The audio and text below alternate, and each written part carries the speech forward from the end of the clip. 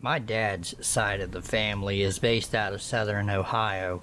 Once every year or so, my parents and I would make the 6-hour drive to visit my grandma and my dad's old friends.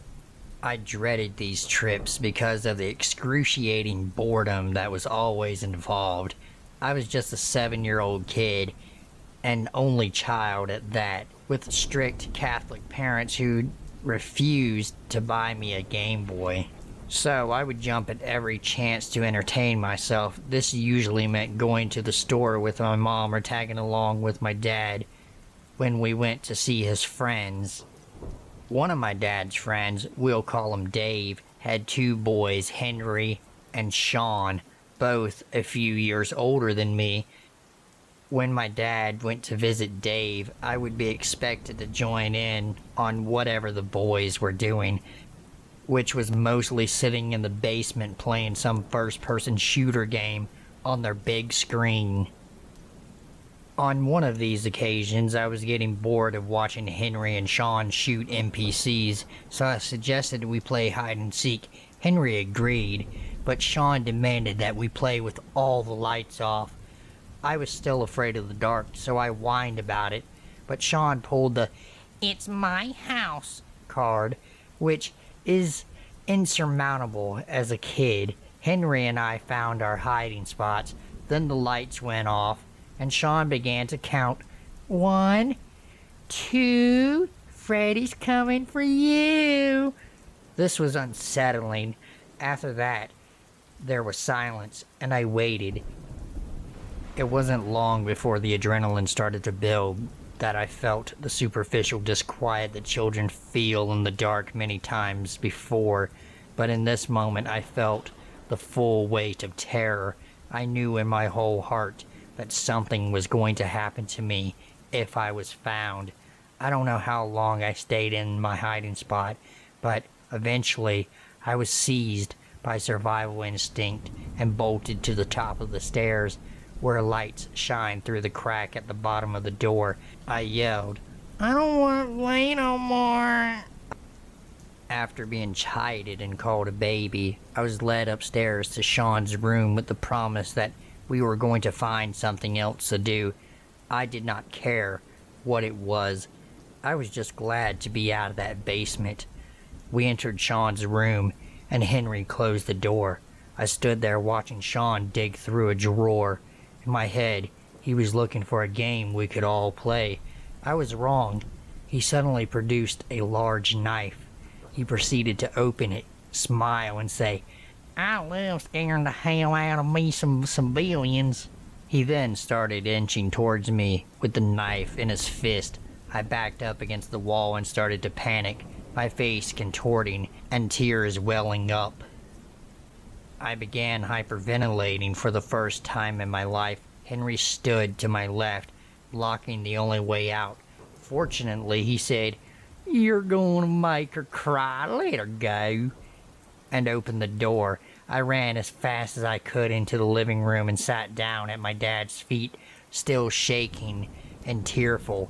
I didn't tell on Sean, fearing he'd try to get me back for it. My dad didn't notice the state I was in. He was too absorbed in the episode of Cops that was on TV. I was thankful when we drove away from there. Years later, I was talking with my mom on the subject of Dave and his family came up. I recounted this story, apparently for the first time, and she told me she knew all along that Sean wasn't right. She said one night, when our families were together having a bonfire, Sean caught a large frog. He began throwing it up in the air and letting it thud to the ground. Once he got bored with that, he started dangling it over the fire. My mom told him to stop, so he paused, looked her dead in the eye, and threw the frog into the fire. My mom said that she'll never forget the sizzling noise the frog made as it was engulfed into flames.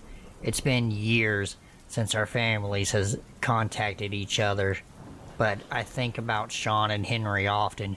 A part of me wants to check out the Ohio criminal database and see if Sean has a record. It wouldn't surprise me. So Sean, the knife-wielding hillbilly kid. Let's not meet again.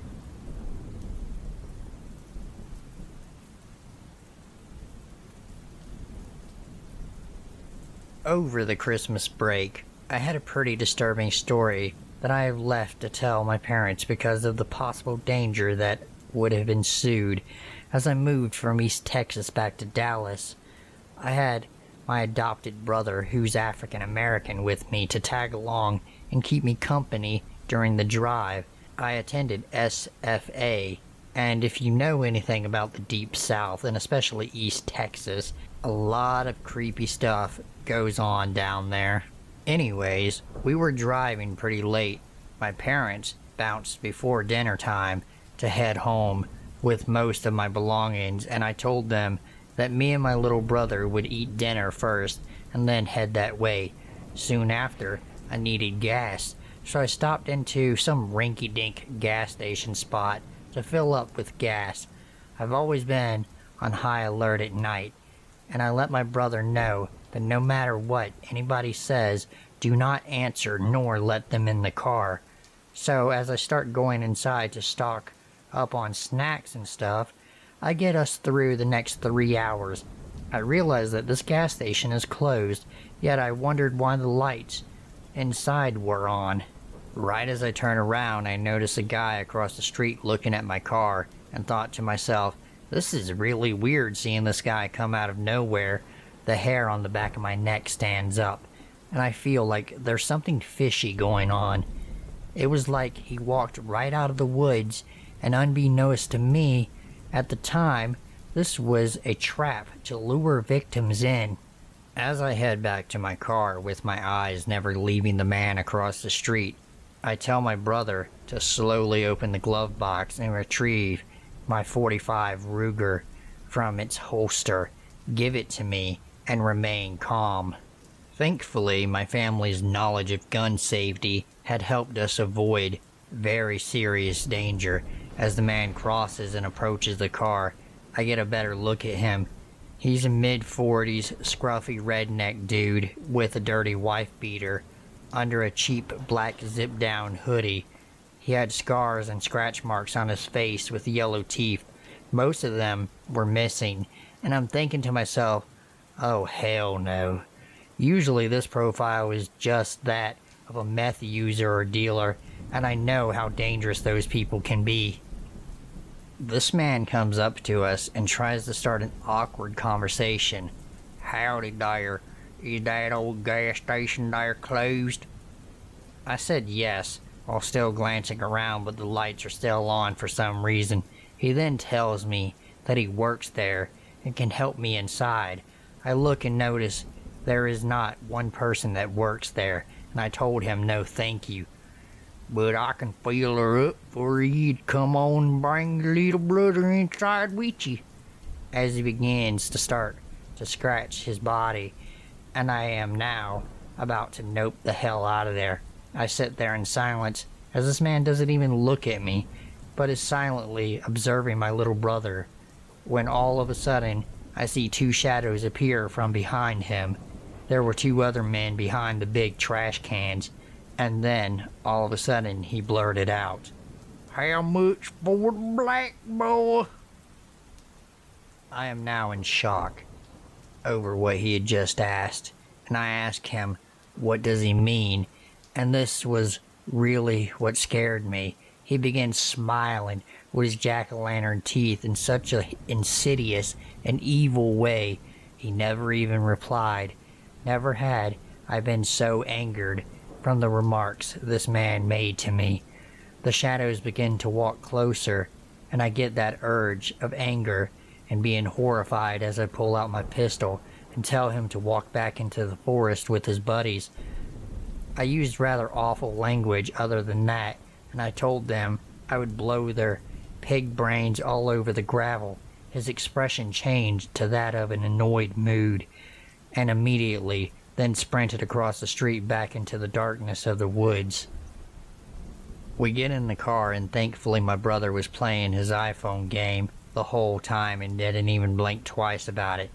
We drive down the road for another mile, and there is this QT gas station, and I immediately get mad at myself for putting us in the situation. I contemplate that these three guys wanted to trap us inside the gas station convenience store to do what knows what to us. I call the cops and tell them about what had happened, but I never found out what ended up happening. But to those gas station rednecks, I'm hoping we don't meet again, or I may pop a cap in your ass.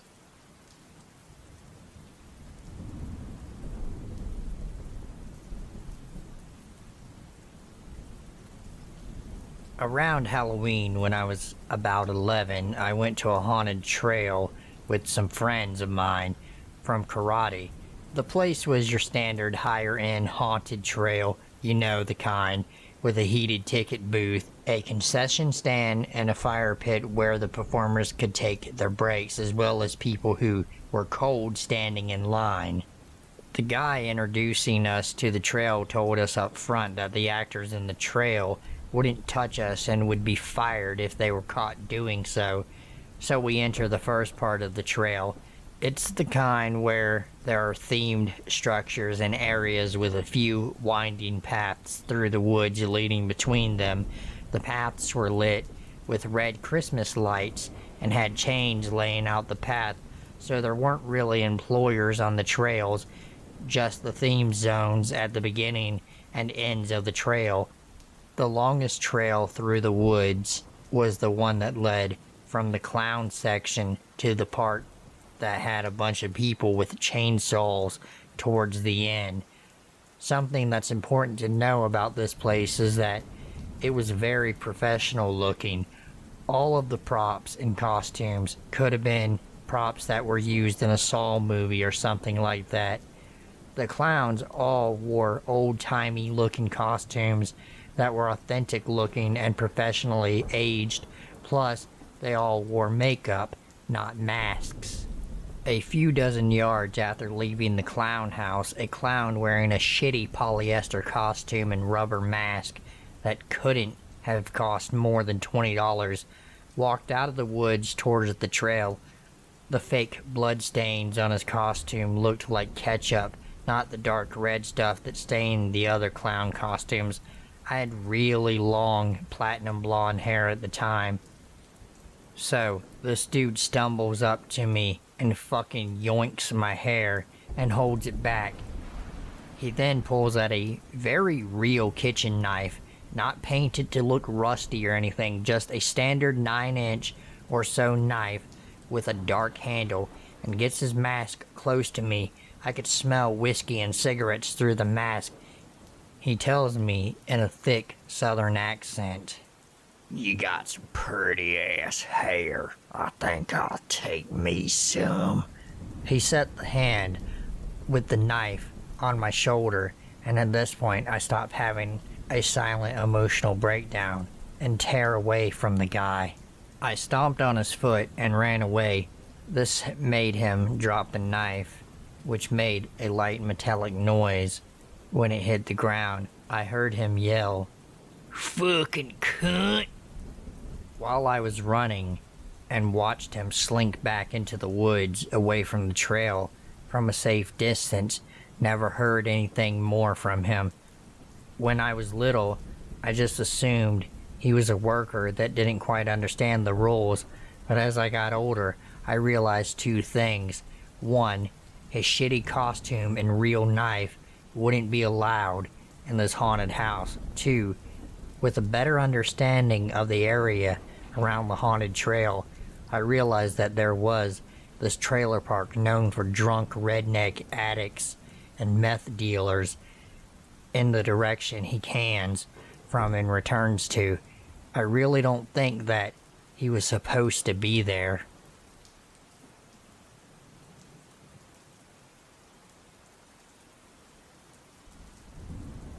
This happened when I was a kid, about 12 years old.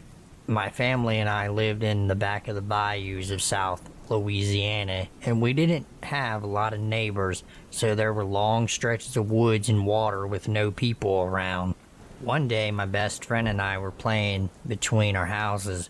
They were about a half a mile apart, and we were walking on the main road, which was really just a single lane gravel road, when a large red truck, huge tires, double extended cab, came rolling down the road.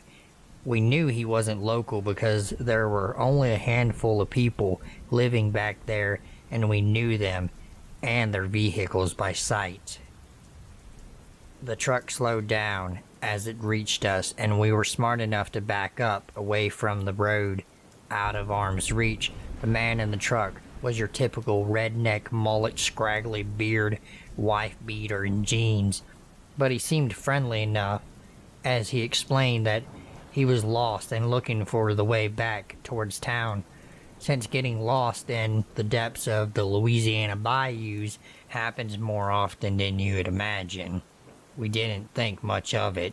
Politely, from a distance, we gave him directions back towards town. He thanked us and drove off around a curve, and we continued walking on the road. Suddenly, we heard the sound of a truck spinning out on the gravel road and revving its engine. We looked at each other, and then, as we heard the crunch of tires coming at us quickly, we broke into an all-out run at top speed. We rounded another curve. There we saw the wooden bridge that flowed over the Bayou channel. Without hesitation, we dove over the side and crawled under the bridge where it normally met the road, huddling as tightly as we could, ignoring the spiders and ants that we disturbed. The truck came roaring down over the bridge and then turned around and came back. The man stopped the truck on the bridge and got out, coming to stand by the railing. He then walked the length of the bridge on both sides, frequently looking over the edge and stopping to peer between the slats of the bridge. Fortunately, we were deep into the shadows that he couldn't have seen us without physically climbing down. After what seemed like forever, he spit, swore, and got into his truck and drove off. We waited for a long time before we crawled out from under the bridge. To this day, I'm convinced he had bad intentions. So, creepy redneck guy, let's not meet again.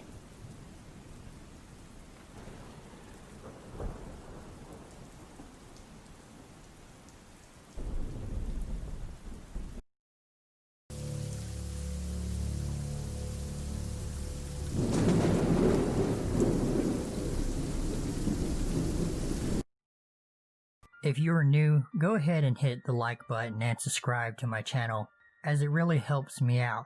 And if you are already subscribed, welcome back and thank you for subscribing.